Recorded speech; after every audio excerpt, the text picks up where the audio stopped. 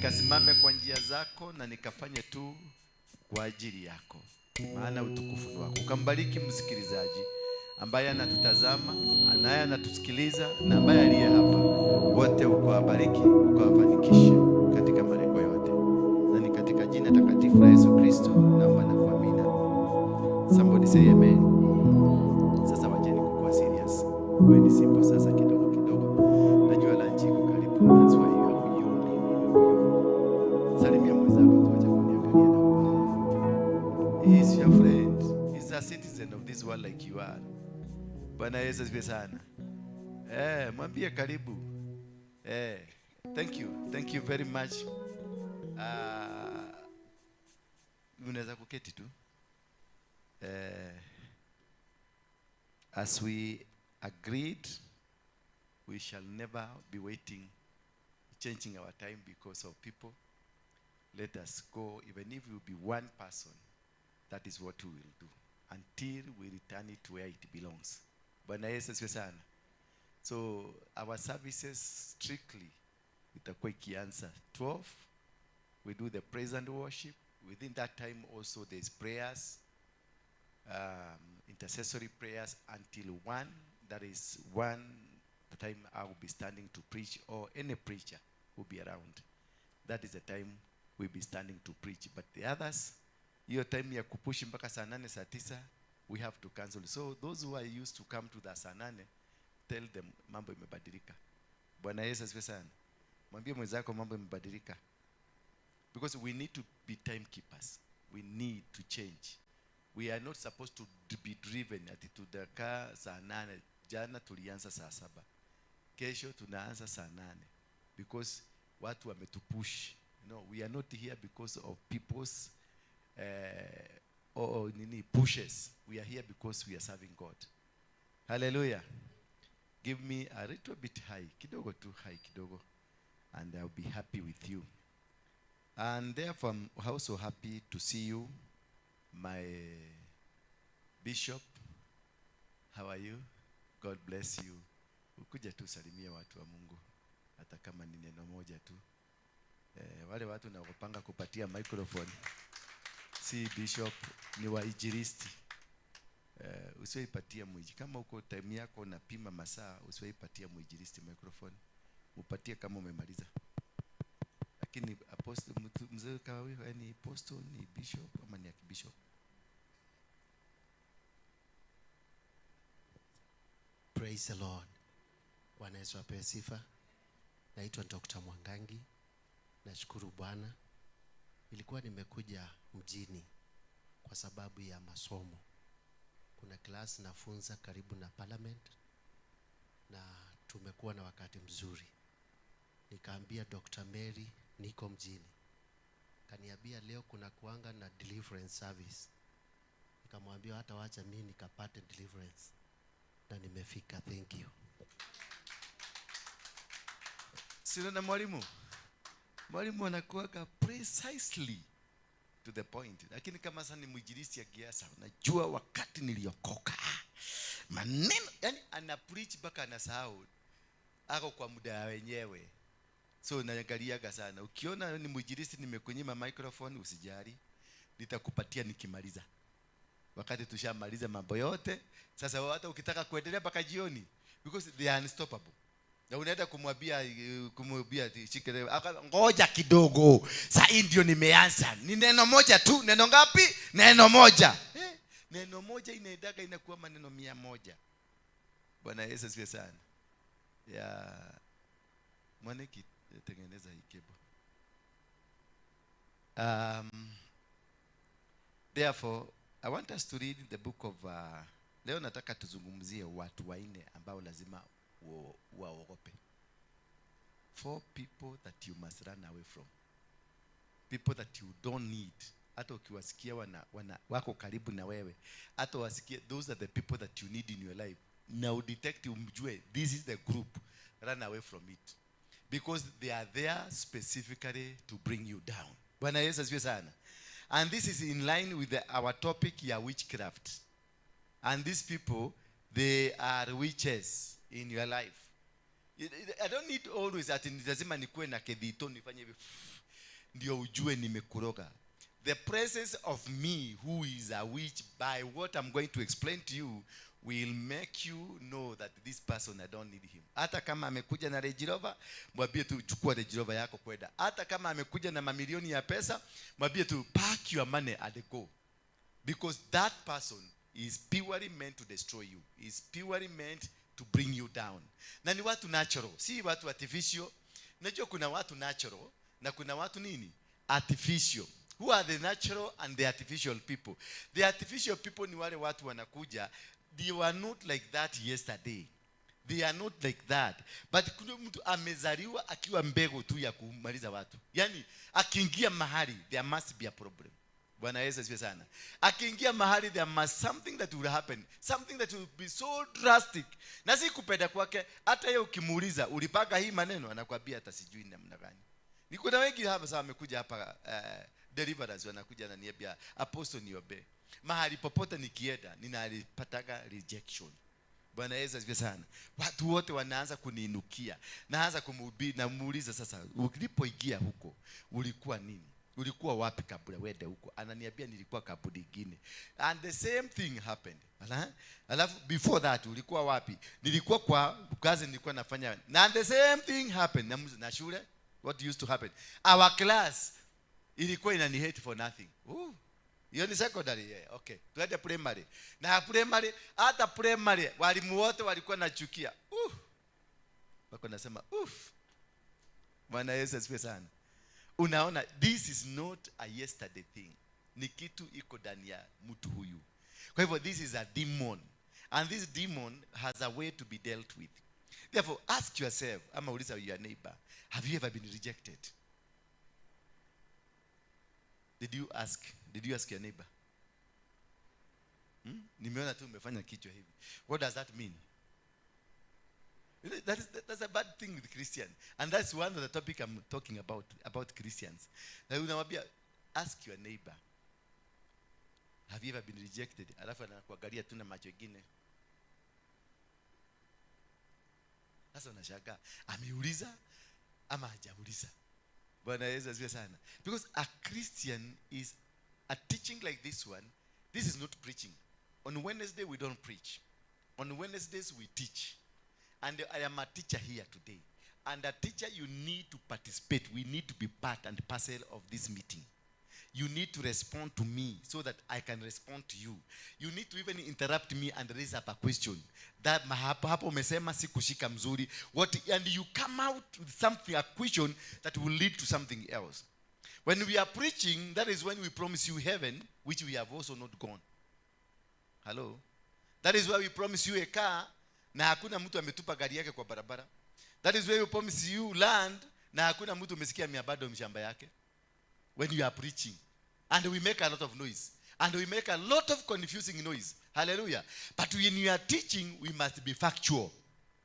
Get me right? When we are teaching, we must be factual. And my teaching must be verified. That you can trace them back. And see whatever I was saying, indeed this is evidence in the book. Or evidence in the situation that we are. But when I'm preaching, my dear friend, it's because I have seen nyoyo zenu nyote ziko chini kama ya huyu mama. Tunaona huyu mama ameinama kabisa. Huyu anahitaji mahubiri. Ya aamuke, tumukwamue, achangamuke kidogo. Alafu sasa tumuweke kwa nini? Kwa mafundisho. Bwana Yesu asifiwe. That is why we need evangelists to go kule kwa kiwanja kuhubiria watu. Ndio watu wakiokoka wakuja wakalishwe chini wafundishwe. If we have a church that has all the fivefold ministries, then success will always be there. Because prophets will work, apostles will work, evangelists will work, teachers will work, and pastors will have their role. And when we have that entire team working, that is the body of who? Of Jesus Christ. And the success will be there because a prophet will prophesy, a teacher will teach, a pastor will mentor. Hallelujah. And then an evangelist would come and rebuke you. Hallelujah. The problem is that we like sitting under evangelists. Tunakanga chini ya wainjilisti. Now every time you have a fragile, when you ukiokoka, you have a fragile heart. You have a fragile kind of mentality. So ukiokoka, because you came with a lot of expectation, maana wakati uliona kukihubiriwa, you saw miracles happening, and you thought that is the continuity, that is how life will be in Christianity, not understanding life will be ups and downs. I can tell you, because when I got saved, I was told I'll be a preacher of the whole world.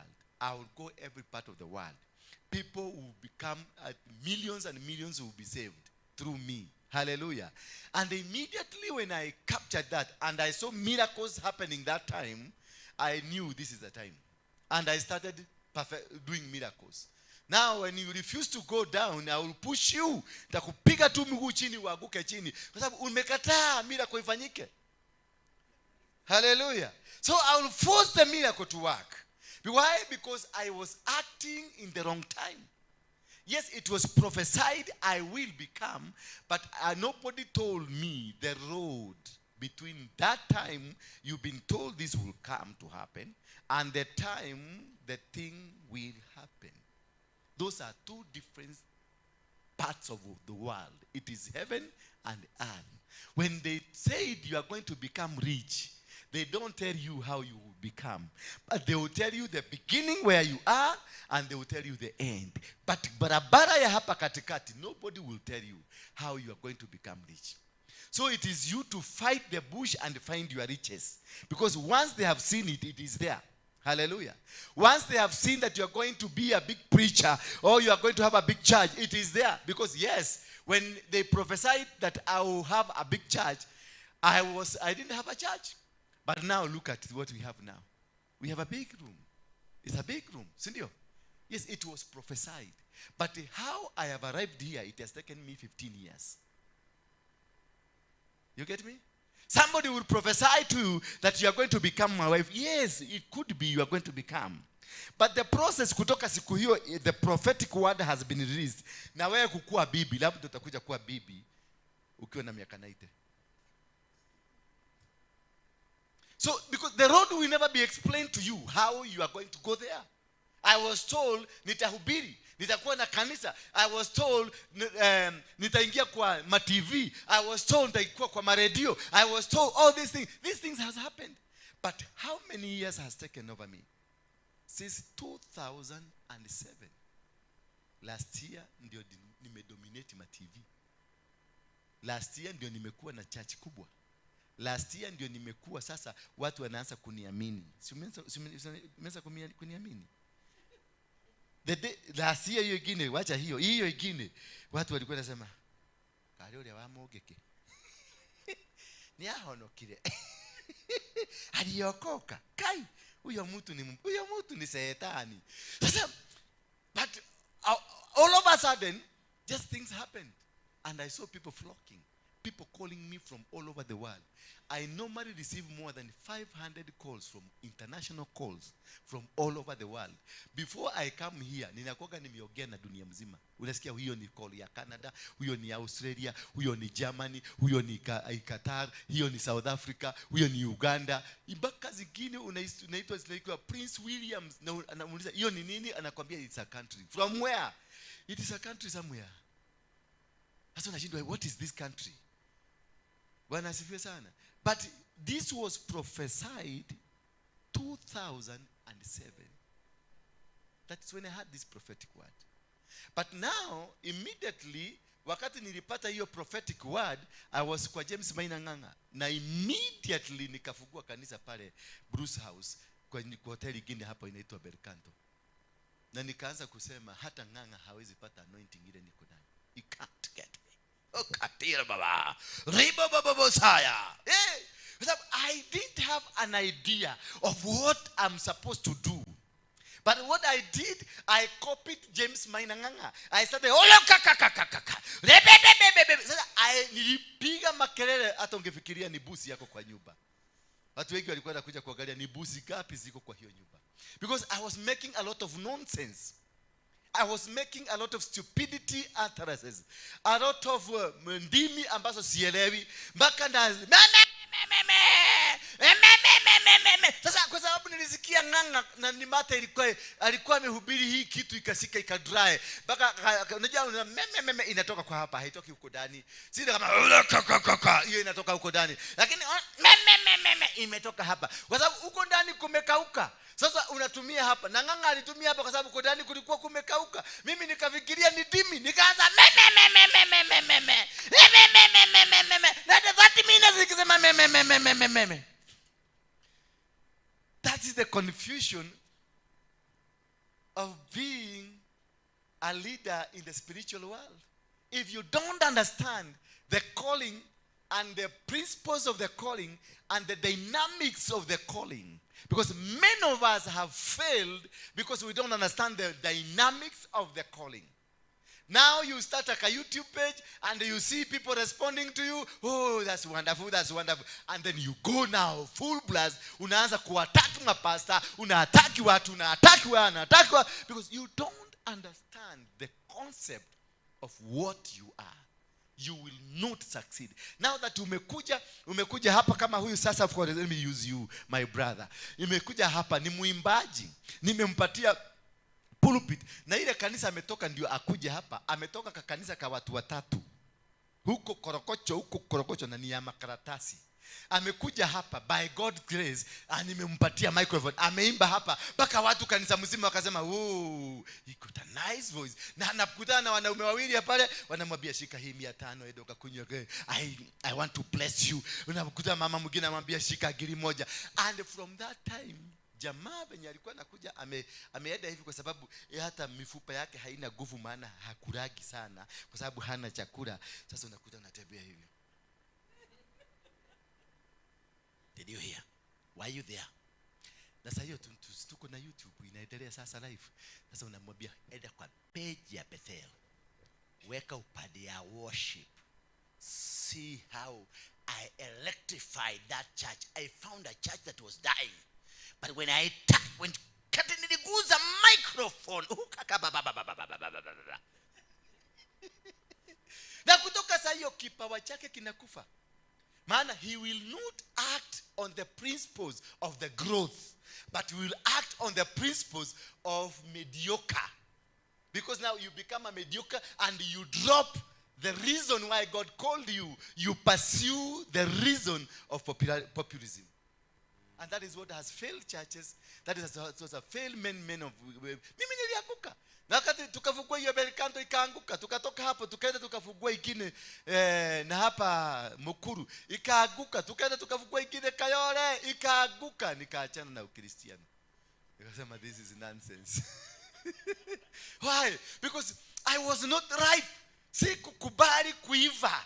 Sikukubali kutengenezwa. Sikukubali kupitishwa kwenye moto. Maana when you are anointed, it is now the ground has been prepared. Ni mafuta umemwagiliwa ndio ianze kuchemuka, ikuchome, itoe takataka zote. And this period can be extended from 10 years to 20 years. So kama umemwagiliwa mafuta jana, nenda safari tu ile ulikuwa unaenda. Kama ulikuwa unaenda kufuga kondoo kama Daudi, enda ukafuge. Daudi alimwagiliwa mafuta na akaambiwa rudi kwa kondoo. Rudi kwa kondoo. Hakuambiwa sasa wewe mkuu, alimwagiliwa mafuta ya kiufalme. Mafuta marohia. Hii ukimwagiliwa ile ya pembe ni mafuta, it is kingly anointing. Bwana Yesu asifiwe sana. Sasa hii nikimwagilia kingly anointing, hakuna mtu atalala hapa na amani. Atakuwa kiguruma hapa, unaweza kufikiria ni mainzi zimejaa kwa nyumba. Bwana Yesu asifiwe sana. Because the kingly anointing is a direct understanding that from today I have been anointed a king. Hallelujah. David knew I have been anointed a king. But once he was anointed, the people who were with him and the guidance of Samuel, aliambiwa ende ukachunge ng'ombe. Na akarudi huko. Akaendelea kunyonya mbuzi venye alikuwa ananyonya mbuzi akiwa roru. He knew I have the anointing. He knew I got the power. He knew I have this. He knew it. But he didn't rush to it. He went back and waited for the next instruction. That is where we fail. That we don't wait for the next instruction of life. We don't wait for the next move of God. The day we get into the next move is when God now gives you step 2. And step 2, it is not something that is pre-planned. God only knows it and knows how to do it. When David went, God pushed the gift that was in David. As he was kuchuka ng'ombe kule, he lifted the gift of singing. Hallelujah. Until everybody knew that David is a singer, is a dancer, anacheza kinumbi. Bwana Yesu asifiwe sana. So that which God will use for you to be brought into the platform, he will continue growing it in you. So be sensitive to understand what is this that God is going to use to make me go to where he said. But before that, you must be humbled, you must cool down. Hallelujah. For God to hear God speaking to you, you must be a listener. That is why I normally tell you, be good in hearing through your mouth and speaking through your ears. God might have spoken to you, but because you are too busy, you are a radical yourself, because you got the anointing, you got the power, you got the word, you got everything, you can never listen to anybody. That has caused your destiny to go down. That has caused you to suffer. That has caused you to struggle today. You are struggling today because somebody said you are a millionaire. Yes, you are. But there is a process. For you to become a millionaire, if it is a prophet from God, there is a process of God. And the process of God is not hurry. You have to go step. You will start with 100 bob. 100 bob unapata for 5 months. Utapanda 150. Another 5 months. Mwaka imeisha. Yeah? With the prophetic word over your head. Mwaka imeisha. Na wewe ni millionaire. Unaendelea watu mimi ni millionaire. Unatafuta kazi. Madharau unafutwa. Because God is strengthening you to know how to look for money. Because if you know how to look for money, you will be able to protect the money and keep the money safe where it belongs. Hallelujah. But if you don't understand, if I come today and give you 5 million, you will not be able to use it. You will kill yourself or injure other people. So God must prepare you to have the stamina to do things, stamina to walk, stamina to behave, stamina to think, stamina to do. So when you are called and you've been called for the purposes of God, you are called and then you are sent into the bush for the preparation. But while in the bush, that which God will use to connect you to where you belong, he will continuously grow it. You will find yourself doing it. David continued to do the singing. David continued to do the kinumbi until many people recognized him as the only person that has the best kinumbi around. Then God now, when the time was about to come, he caused the kinumbi to be recognized. By doing what? By making Saul to be sick. You see God how he connects? God will always connect 1 and 2 and then connect you to 3 and 4 so that it can become a one line. But in the previously, every dot will be separated. But as this dot now, the time for this dot imefika, he will connect with this dot. Then he will connect with this dot. Then he will connect with this dot. But all these dots are all over, Zico. But they are placed strategically awaiting for that moment. Bwana Yesu asifiwe sana. They are placed. Sasa ukiona kama wewe umeambiwa wewe ni nabii, utakuwa ukienda unakuta kuna ndoto fulani unaota once in a while na unasikia hiyo imefanyika. Once in a while. Alafu inapotea. Alafu unajaribu kuota, unaotanga lakini haukubukagi nini uliota. Unapotea for 1 year. And again sometimes wewe umepatiwa neema ya kuombea watu wanapona. Yani siku moja tu umekuta mama alikuwa ni mgonjwa ameanguka na ukasema in the mighty name of Jesus Christ nasema usimame. Na unaona mama amesimama. It's just a hint. Usifikirie umeanza kazi. It is just a hint of what will come to happen. That one you will do, but it was a hint just to keep you on toes. Because that is one dot that is supposed to make this dot become complete. So that one has been done and then you are told, yes, you see, you have it. Then it will vanish. Utaombea mtu mwingine. Unaona amekukodolea macho. Unamwambia the mighty name of Jesus. I call the name of God. Unasikia kobi pia unaanguka chini wewe mwenyewe. Because you are trying to harass the time.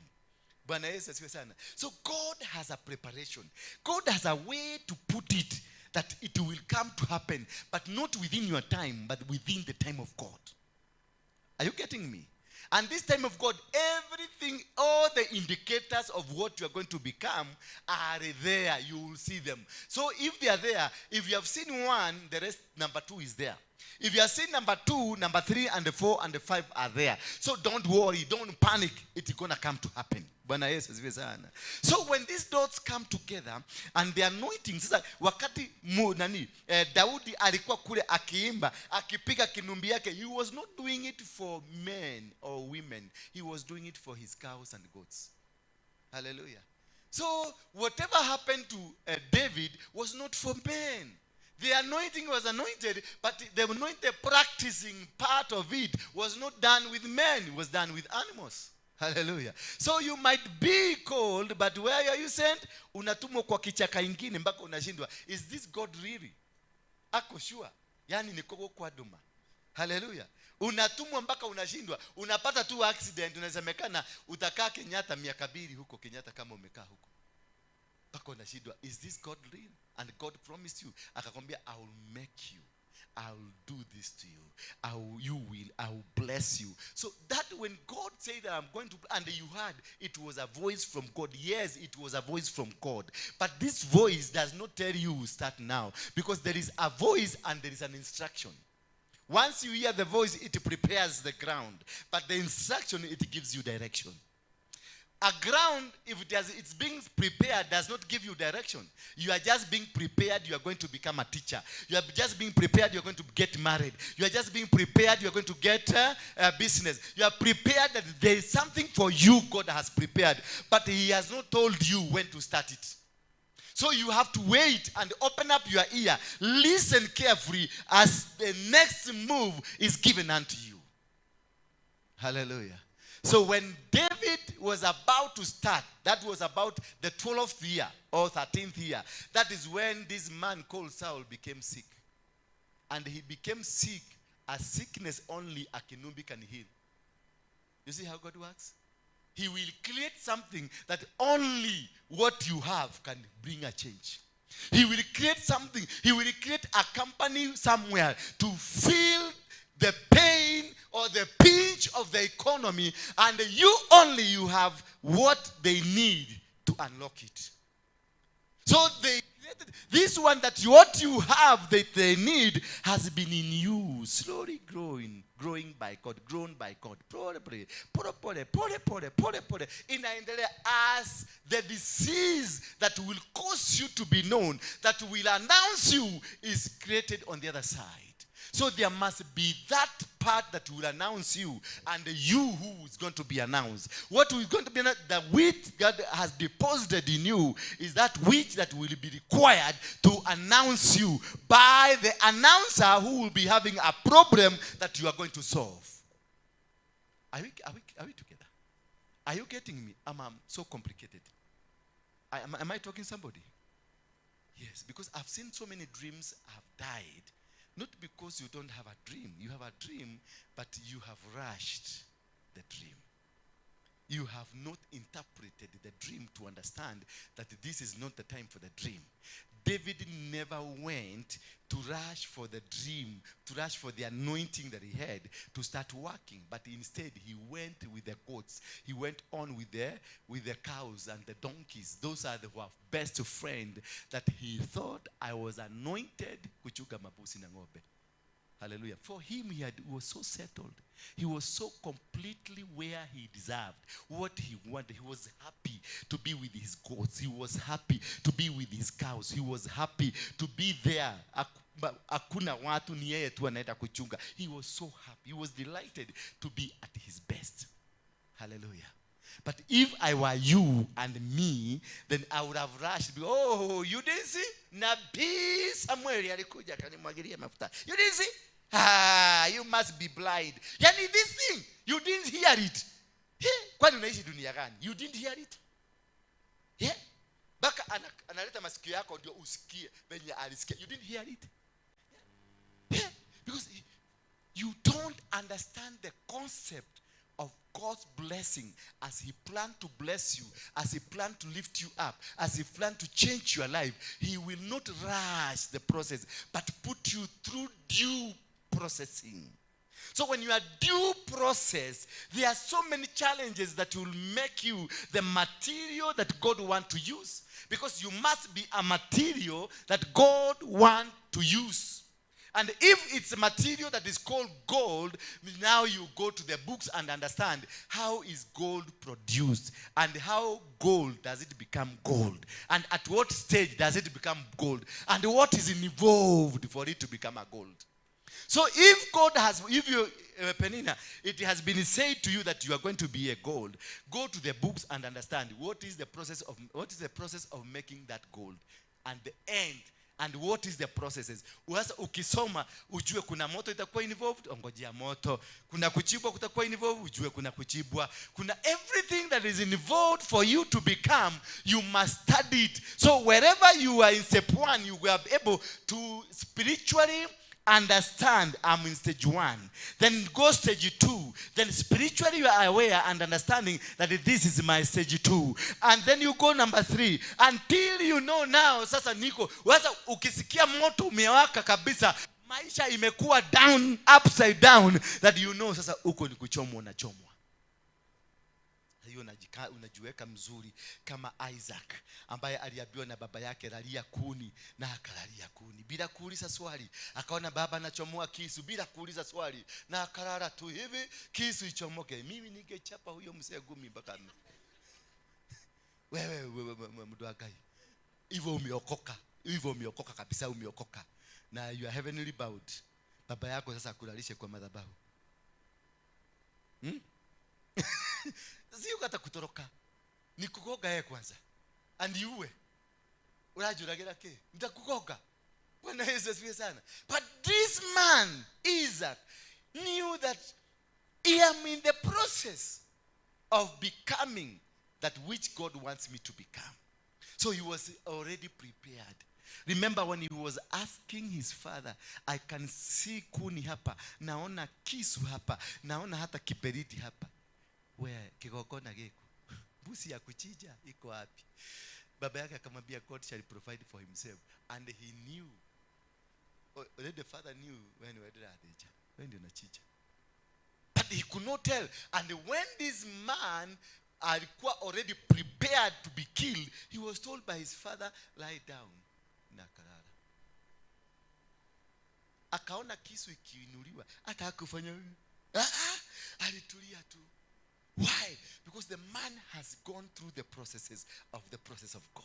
When you go through the process of God, you don't panic whatever situation you are in. You never, even if they come to attack you, never be afraid, because you know I am going to be the president of this city, so I'm not going to die today. And I'm going to be a preacher and be having this and this and this. So if they have come when you don't have them, don't worry, because they will have to come, and I'm not going to die. If there is a promise of God over your life, don't expect death in between. Don't expect any death. Expect that God will fulfill it, God will satisfy it, God will make it work. Hallelujah.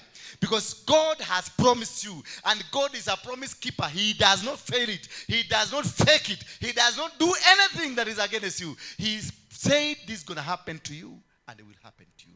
No matter the situation, no matter hata ujipate huko na ukimwi, hata ujipate huko na kansa, hata ujipate huko na nini, and their doctors are telling you, you have only 10 days to live. Tell them that is a lie. I will become a preacher. Hallelujah. And that is the process of God. And when you have that process of God, Saul must be sick and needs what you have. Saul became sick, and the only medicine that could have healed him, the only medicine that could have removed the demons that were in him, it is the kinumbi ya nani? Ya Daudi. Remember, one thing that people forget, when David was anointed, the Spirit of God that was in Saul, iliruka kutoka kwa nani? Kwa Saul, ikaingia kwa Daudi. Bwana Yesu asifiwe sana. Na ikaanza kutembea na Daudi. So these were two kings from the same source of oil, but they were existing on different platforms, but they were all rulers. One was ruling cows and goats, and one was ruling people, awaiting the transition of this one handing over the power to another one. Are you getting me? When somebody is anointed, and that's why I normally tell you, do not touch the anointed. Whether this man is wicked or not wicked, leave him alone. Because maybe you are touching somebody you are enjoying the same oil with. When David found Saul and they had an opportunity to kill Saul, he never killed him. His men wanted to kill him, but he told his men, do not touch the anointed. Why? Because David had a spiritual knowledge that the anointing I'm carrying is the same anointing. If I kill this one, I killed myself. So when you are attacking that pastor, when you are attacking that prophet, when you are attacking that whoever he is, the anointing you purport to be carrying is the same from the same vessel. And this vessel is Jesus Christ. So when you are attacking him, you are weakening him. And the more he is weakened, the more you are weakened. Nobody will trust you. You attack pastors, you attack preachers, you attack everybody, and now you think you yourself, you think you are going to be better. No. Once you attack their pastor, their bishop, whatever you have attacked them, you have weakened that office. Once the office is generally weakened, it means even you, when you come to the office, you will enter an office that is already weakened. So pray for them that are wicked. Pray for them that are not functioning well. Pray for them that are not standing well. But what really transpires to make these things happen? It's because of these 4 people I want to explain to you today. These 4 people that I want to explain to you today are just within you, and I can see some of you here. Yes. 4 people that are that every chosen person must run away from. And I can see you are here already. One person that you need to run away from, it is the people we call the Judas group. Hallelujah. This Judas group is a group that normally we name them and we call them frenemies. Sema frenemies. These frenemies are people who are always your friend.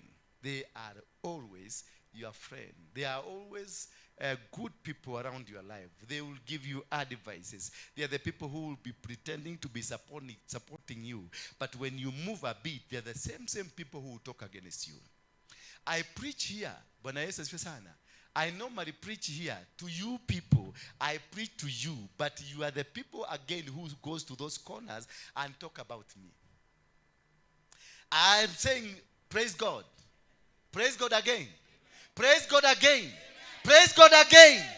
The people that are saying amen, 20 minutes later from now, they will be there saying how their pastor, their apostle is a prostitute.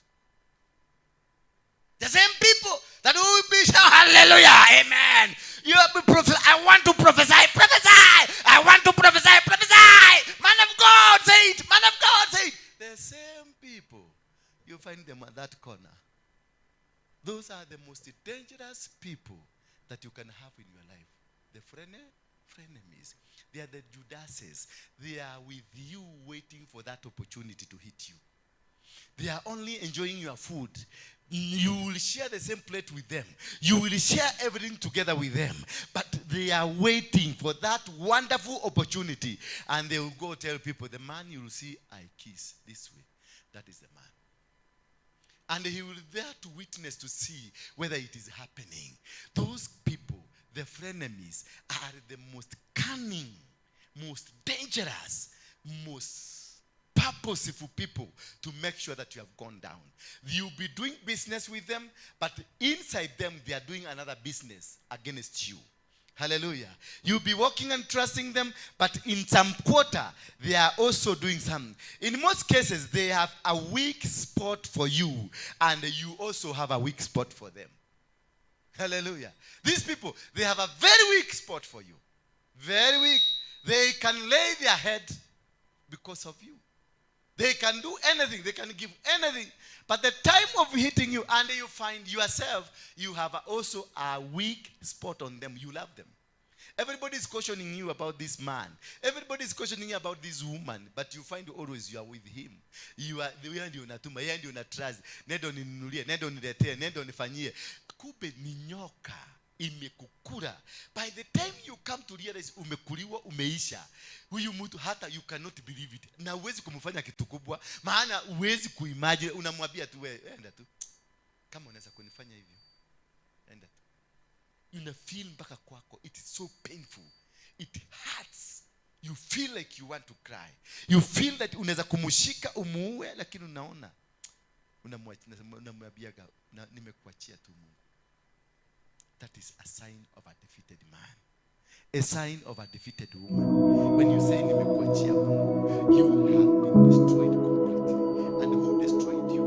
That good friend of yours, that best of yours, that good girlfriend you had, that good boyfriend you had, that good business partner you are working with, that good Christian fellow member of the church, that follower of yours that you has always been with you, giving you best ideas, giving you best directions of life. That person, that's the most dangerous person.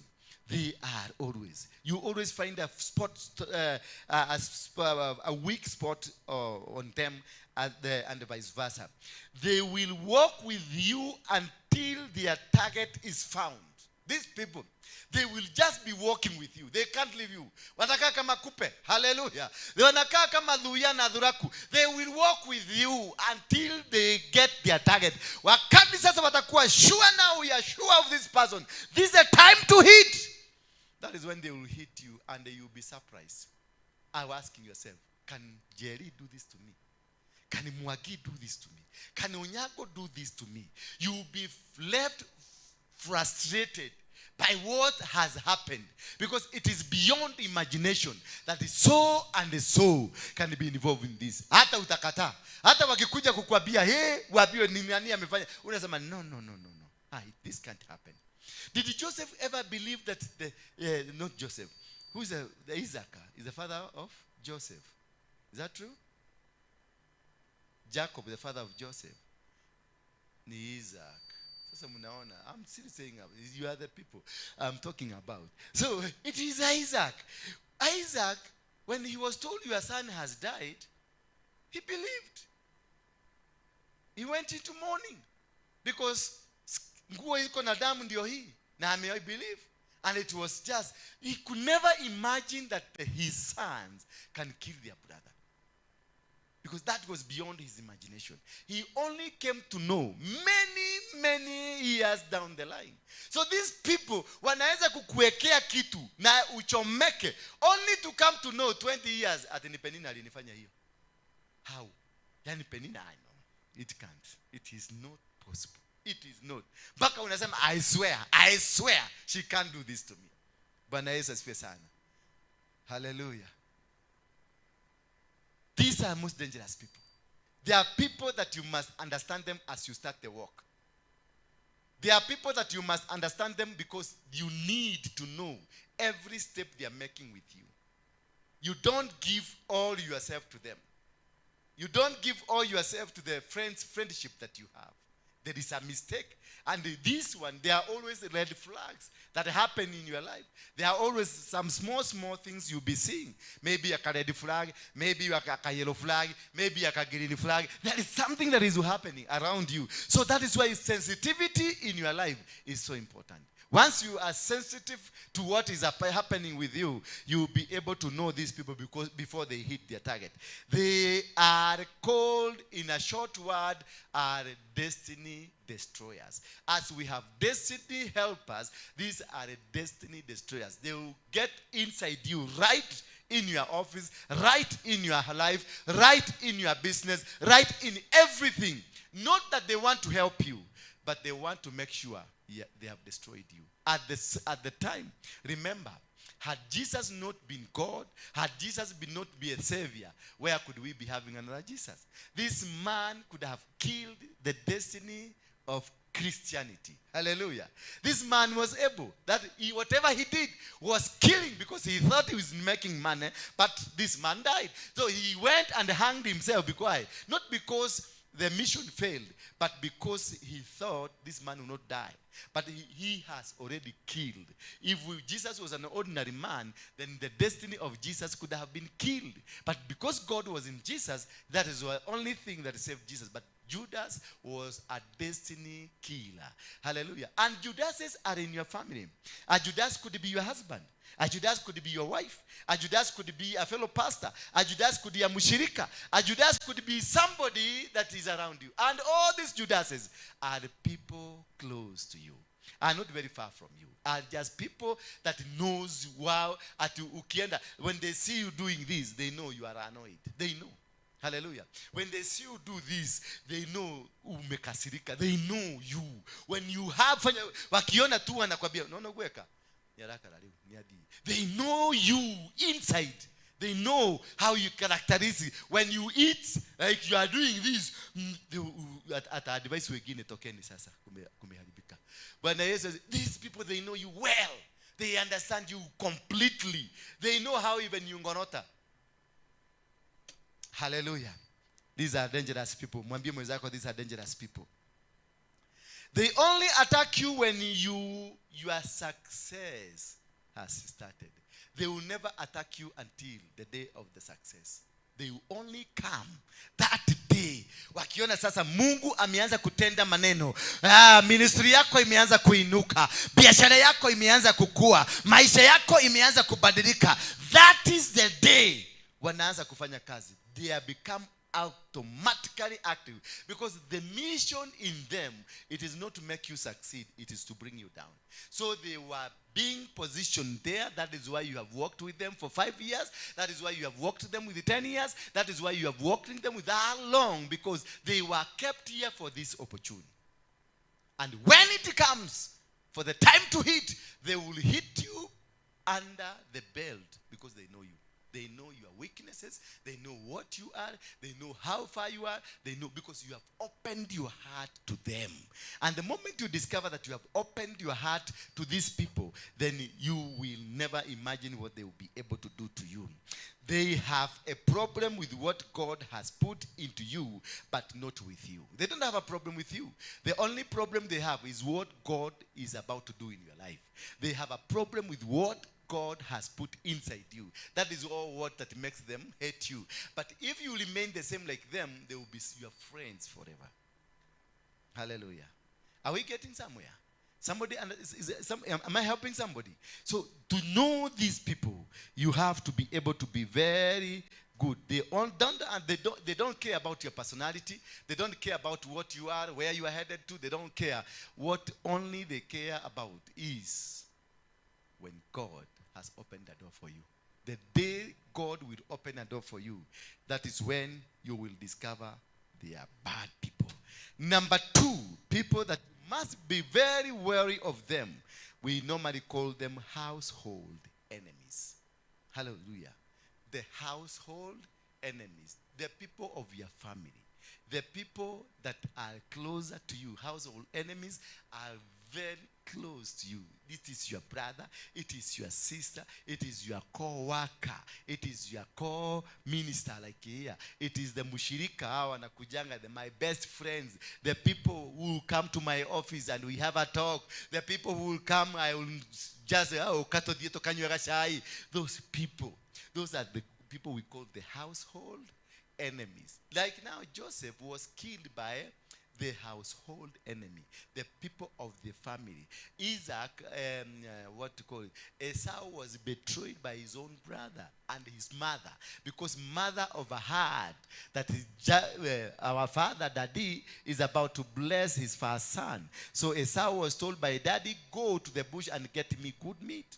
And the mother overheard it. So the mother, the own mother who gave birth to you, conspires with your brother to finish you. Those are the people we call the household enemies. You find like a church like this one, the people here in the praise and worship team, and the people, maybe my intercessors, maybe my pastors. Those are the people that we call the household enemies. The people close to you, the people you plan together, the people you organize together, the people who will engineer your downfall together. Bwana Yesu asifiwe sana.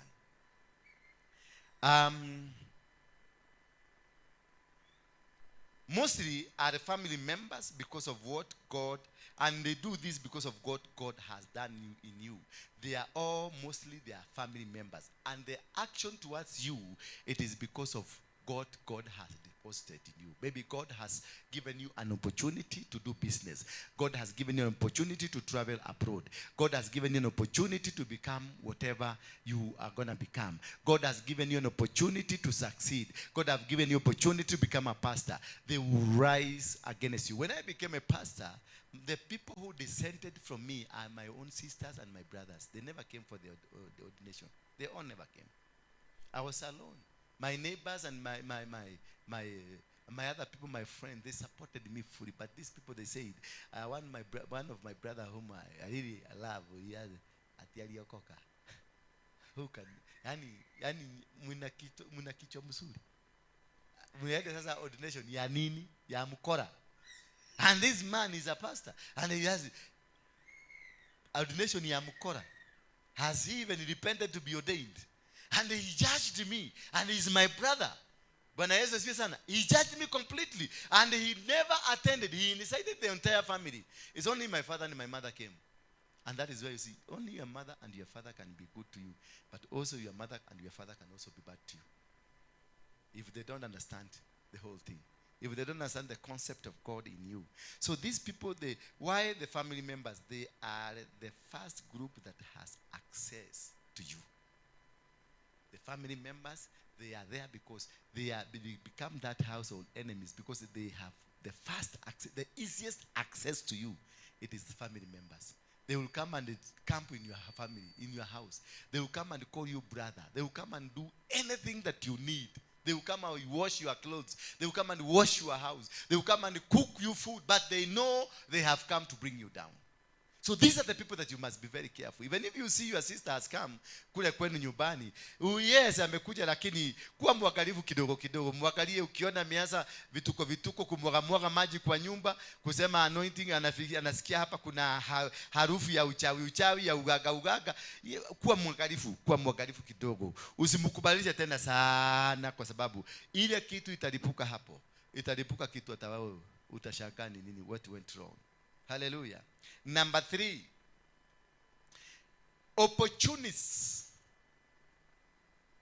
And these people, I'm looking them in the context of being witches. Because we are in that topic of witchcraft. I'm looking them and placing them in the context of who? Witches. So number 3, opportunists or pretenders. These people are opportunistic. They are parasites.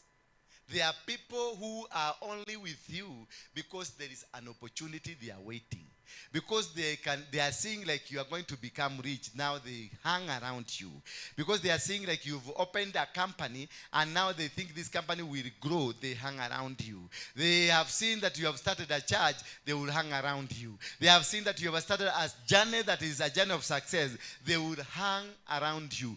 Just for a period until when they are either sure you're going to make it or they are sure you're not going to make it. If they discover that you are not going to make it, you will not know when they dropped you. You only come kuuliza ejoroga direko. You joroga direko. Emutumi ole ali adireko. Yani these people will drop you like a hot potato. But you will never know when they dropped you because they have seen there is no opportunity. There is no good ending. There is nowhere we are going. There is nowhere this man is going. And maybe you are going through that 15 years of transition. I can tell you, when I was ordained, the day I was ordained, there are so many pastors, there are so many people who came to me. They came to my house. They came and pledged that we are going to work together. They came and told me they are going to do things together. We hired an office here in town at the Old Mutual, floor number 2, room number 39. We had a nice office with them. They came and supported me. They came and said, you are the man of this moment. You are going to change. And they started waiting. Now when the waiting started, they went dropping. I've never seen them. About now, 10 years ago, I've never seen them again. The people who could come and prophesy. The people who come and give me money. The people who come and imagine they made me to hire a big office which I was paying 100,000 because they were paying. They said they are going to pay. And at the end of the day, I was auctioned. All my things were taken away because I could not be able to pay. Remember now, I'm in the transition where God is working on me. In the transition now, I'm not able to find money. In a transition where God is testing my heart, He's testing my brain, it is testing my hands, He's testing my capacity, my strength, He's testing every other thing around. Now when God started to test my money, my financial position, my financial desires, my financial trying, whatever that was happening with me, God removed all people that were financially able, all people that were doing business. They were all removed from me. And now these friends of mine, they all disappeared. When we started now struggling to even have food, to even buy a chips, then chips were 50 bob and 60 bob, na kuku. Then they all disappeared. I was left. And I was left with the house. I didn't know what to do with it because they had hyped me. Uko juu. Mimi ni mtu mkubwa sana. Wewe utatikisa dunia. Things in this world will change because of you. And I believed them because I knew in me it was there. But the problem they were not telling me, it is a process. And again, another issue that they were not telling me, we are here because we are waiting for that moment to come. And when the moment delayed, they also disappeared. When this moment will delay in your life, they would. So don't worry. When you are with people in church, na unaona watu walikuwa kwa WhatsApp group, na wame left, don't even bother calling them. Time yake, that was a parasite, an opportunistic person who had come because aliona kitu kikubwa, aliona kwa video, akaniona kwa YouTube, akaniona kwa nini. Huyo mtu sasa amegojea ile kitu alikuwa nataka, imekataa kuingia. That person taona ame left. So don't bother. Don't be worried. You cannot have left Shirini. Let them go because they were not part of you. Those are dangerous people that God has removed. You are sticking to a parasite that was kunywaling your damu. Hallelujah. And don't worry. If you have a WhatsApp group ya mazishi, WhatsApp group ya maugonjwa manini, when you see people leaving, don't even ask. So. He left. Charles, of all the people, he left. Ukienda kumaliza, he left. Mary left. Well, even Mary can leave me at this time. Ukienda kumaliza at this time, Joseph left. And those are the people you deliberately put there because you knew they have finances that you can use, that when you call them for a fundraiser, they will all come and whatever target you want, they will support you. Literally, did you know these were just parasites? They were just kunywaling your dam. They were not for you. They have never been for you. They have waited for that opportunity to come, to strike. The opportunity imetoroka. These are just pretenders in your life.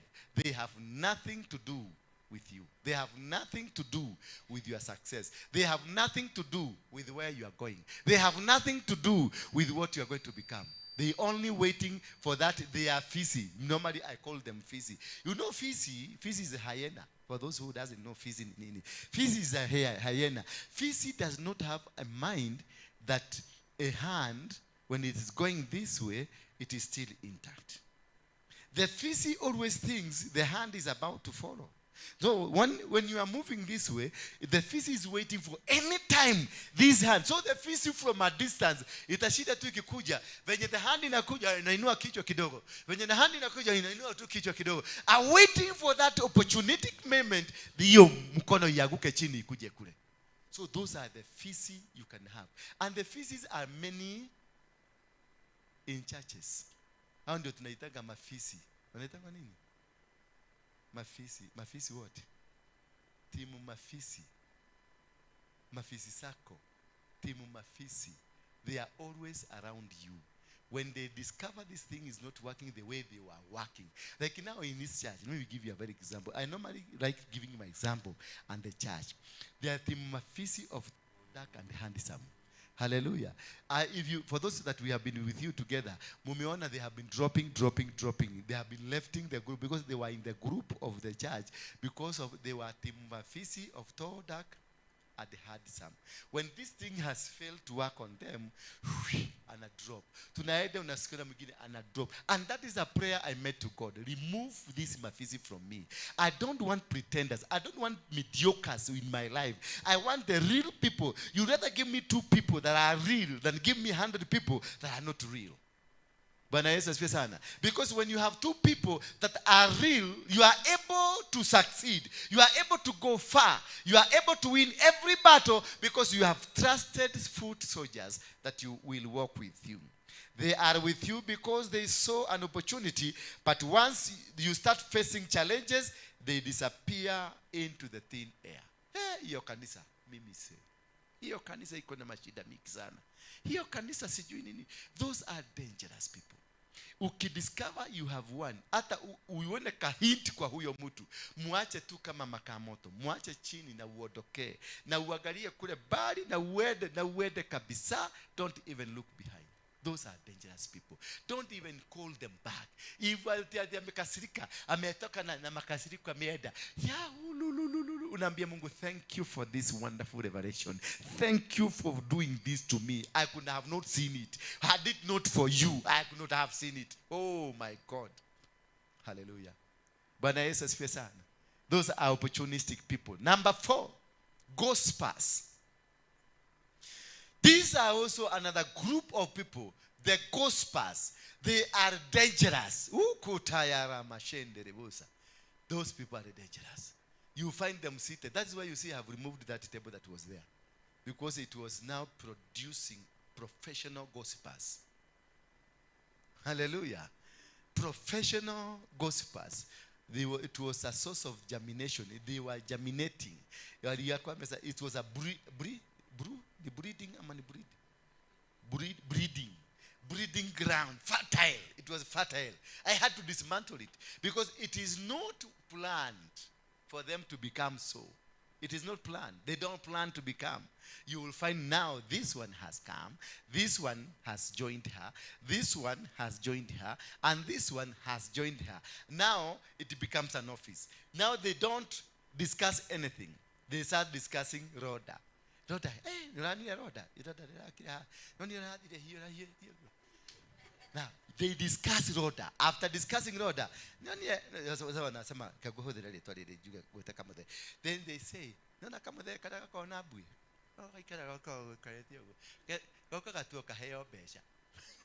wanamalizana na kamudhe. Sasa unaona amedimini, amemuita kamudhe. Huyu amemuita kamaraya. Sasa nakuja kwa mama kama huyu. Niko nagetumia kile. Gereteri onasio no kudikwara kwa apostle. Onake no areda apostle. So the entire agenda of the church has been killed. Because now tomorrow it will be a continuity of yesterday's discussion. There is no Bible will be discussed. There is no word will be discussed because it is now ilikuja too automatically. They had not planned. They found themselves together. They had not planned. But because you are born a gossiper, you will start gossiping. Hallelujah. So those are the people that you keep monitoring. When you see the group has come together, you go pull up your ears, listen and hear what they are saying, disperse them immediately. Scatter them. Hallelujah. Bwana Yesu asifiwe sana. Gossiping ndio ilifanya ni huyu jamaa alijenga mnara anaitwa nani? Huyu alijenga mnara wafike kwa Mungu. Nimrod. Nimrod started, and you remember Nimrod was evil from birth. Nimrod was not a good man. Nimrod slept with his own sister. And when the sister became pregnant, he killed the sister. Bwana Yesu asifiwe sana. To conceal whatever they had done. And after that, Nimrod went ahead and slept with his own mother. Hallelujah. And when they slept with their own mother, the mother asked Nimrod, now what will people say where I got this baby from? Then Nimrod came with a good idea. And the mother, they joined up and they coined a good idea. And they told a statement to people that this son, it is from the son. Hallelujah. So the son came and slept with this woman. And therefore, this is the most righteous baby that is going to come. The baby of the Son. And that is where we got our day that we call Sunday. It's named after that son, an evil son from a son and a mother. Bwana Yesu asifiwe sana. So that is how we found ourselves in the calendar, in the Gregorian calendar. What is the calendar, this one, that we use in Africa? The calendar, January, February, March. Ni Gregorian. Yeah, because Ethiopia now, June ndio watakuwa kiruka mwaka, si ndio? June. They are using a different calendar. You go to Israel, it's a different calendar. But the Gregorian calendar was a Nimrod calendar that has a different agenda from everyone because it is named after gods. Sunday is a god, a sun god. Monday is a moon god. Saturday is a star god, according to Nimrod and how they had planned. I'll teach you one day about that. So, you see now, Nimrod, he planned to want to know where does God live. Because he himself was a great gossiper. Hallelujah. If you went and slept with your brother, how did you find it? How did it reach there? Because your sister is a gossiper and you are a gossiper. Hallelujah. That is how you find yourself in bed with your brother. And that is how you will go find yourself. Imagine now, you are my mother. How will I start to go there? Because my mother is a gossiper and I am a gossiper. That's why Nimrod had the capacity and had that courage to wanting to know where does God live. Hallelujah. And he started building a tower. He built a tower. He wanted to go where God was. So because he wanted to gossip with God. Hallelujah. That is how bad gossipers are. When you see them, they have gathered. God dispersed them because they will come discuss you. They will discuss him. Then at the end of the day, they will discuss apostle. After apostle, they will discuss my God. After my God, they will want to kill me and my God. That is how dangerous the gossipers are. You rather have the rest, but the gospel never allow them where you are. They are the most dangerous people. Hallelujah. I hope somebody has been helped there. Are we together? Are you happy now? Wow. Learn always to pray whenever you have such kind of thing. Whenever you have those kind of people around you, learn to pray. And learn to pray one particular, between midnight and 3 a.m.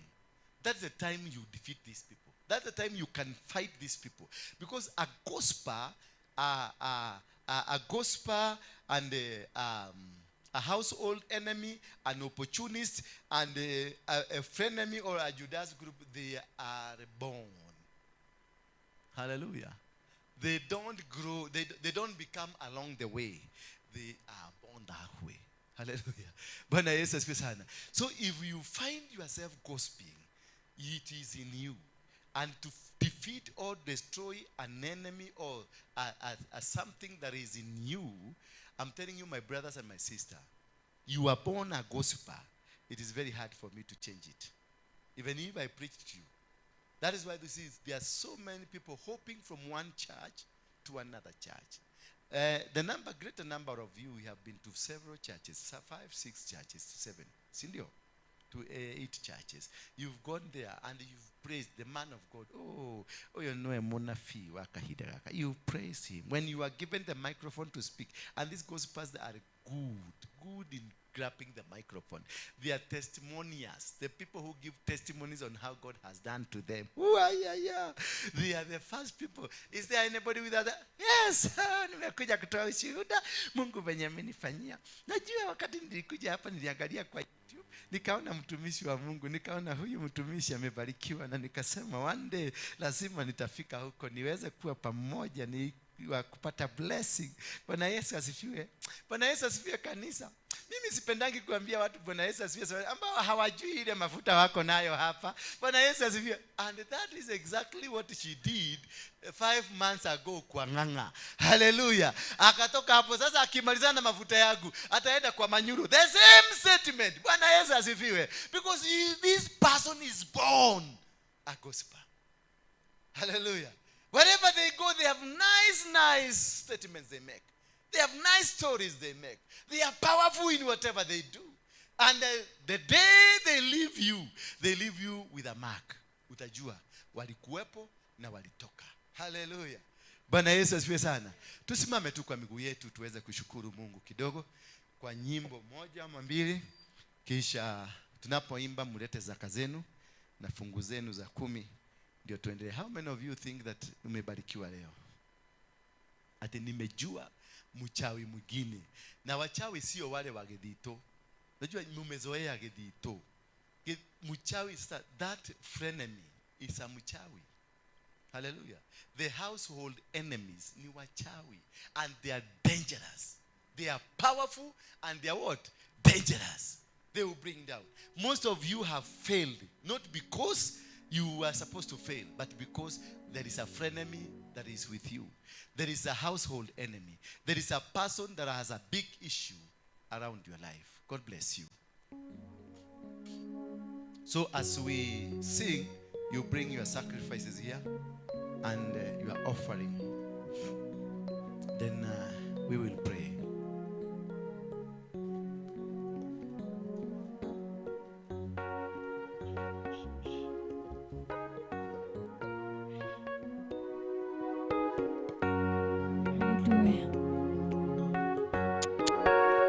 Worship.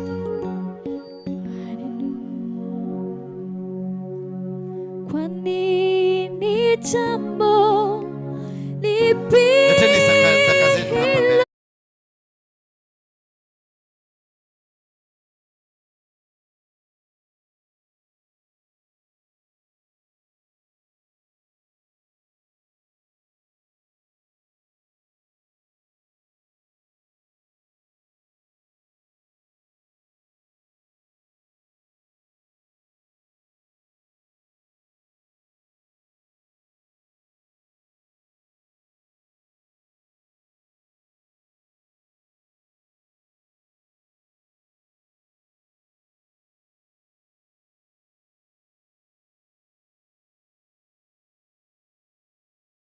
I'm saying stand here at the pulpit. Just kujeni hapa. Drop your sacrifice. Drop your